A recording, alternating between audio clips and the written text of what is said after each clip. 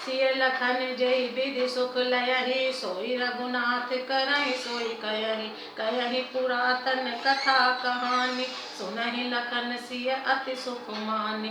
जब जब राम अवध सुधि करहि, तब तब बारि बिलोचन भरहि। सुमिर मात पितु परिजन भाई, भरत सनेहु शील सेवकाई। कृपा सिंधु प्रभु होहि दुखारी, धीरज धरहि कुसमउ विचारी। लखि सिय लखन बिकल होई जाहि, जिमि पुर सहि अनुसर परिछाहि। प्रिया बंधु गति लखि रघुनंदन, धीर कृपाल भगत उर चंदन। लगे कहन कछु कथा पुनीता, सुन सुख लयहि लखन और सीता।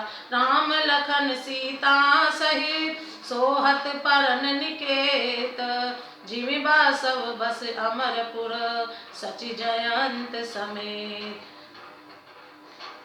सीता जी और लक्ष्मण जी को जिस प्रकार सुख मिले श्री रघुनाथ जी वही करते और वही कहते हैं। भगवान प्राचीन कथाएं और कहानियां कहते हैं और लक्ष्मण जी तथा सीता जी अत्यंत सुख मानकर सुनते हैं। जब जब श्री रामचंद्र जी अयोध्या की याद करते हैं तब तब उनके नेत्रों में जल भर आता है।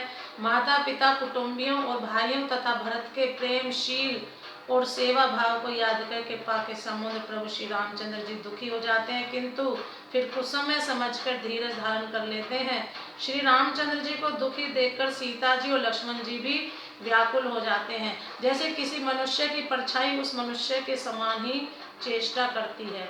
तब धीर कृपालु और भक्तों के हृदय को शीतल करने के लिए चंदन रूप रघुकुल को आनंदित करने वाले श्री रामचंद्र जी प्यारी पत्नी और भाई लक्ष्मण की दशा देखकर कुछ पवित्र कथाएं कहने लगते हैं, जिन्हें सुनकर लक्ष्मण जी और सीता जी सुख प्राप्त करते हैं। लक्ष्मण जी और सीता जी सही श्री रामचंद्र जी पर्णकुटी में ऐसे सुशोभित हैं जैसे अमरावती में इंद्र अपनी पत्नी शची और पुत्र जयंत सहित बसता है।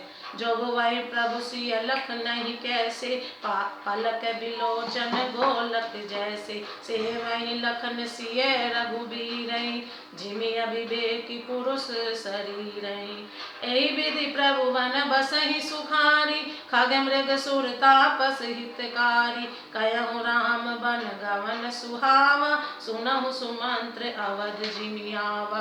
फिरहु निषाद प्रभु ही पहुँचाई, सचिव सहित रथ देख सियाई। मंत्री बिकल बिलोकी निषादु, कही न जाई जस भयउ विषादु। राम राम सिय लखन पुकारी, परहु धरनि तल व्याकुल भारी। देखी दखिन दिसि है ही, नाही जन बिनु पंख बिहग अकुलाही। नहीं तृण चरहि न पियहि जल, मोचहि लोचन बारी। व्याकुल भय निषाद सब, रघुबर बाजी निहारी। प्रभु श्री रामचंद्र जी सीता जी और लक्ष्मण जी की कैसी संभाल रखते हैं, जैसे पलकें नेत्रों के गोलकों की। इधर लक्ष्मण जी श्री सीता जी और श्री रामचंद्र जी की अथवा लक्ष्मण जी और सीता जी श्री रामचंद्र जी की ऐसी सेवा करते हैं जैसे अज्ञानी मनुष्य शरीर की करते हैं।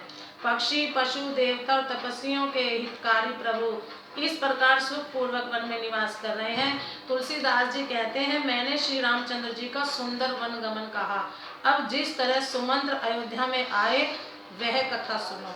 प्रभु श्री रामचंद्र जी को पहुंचाकर जब निषाद राज लौटा तब आकर उसने रथ को मंत्री सुमंत्र सहित देखा।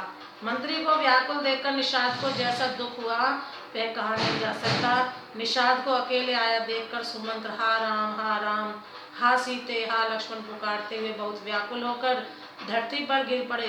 रथ के घोड़े दक्षिण दिशा की ओर जिधर श्री रामचंद्र जी गए थे देख देख कर हिनहिनाते हैं, मानो बिना पंख के पक्षी व्याकुल हो रहे हों। वे ना तो घास चढ़ते हैं न पानी पीते हैं, केवल आंसुओं का जल बहा रहे हैं। श्री रामचंद्र जी के घोड़ों की इस दशा में देखकर सब निषाद व्याकुल हो गए। प्रेम से बोलो जय श्री राम।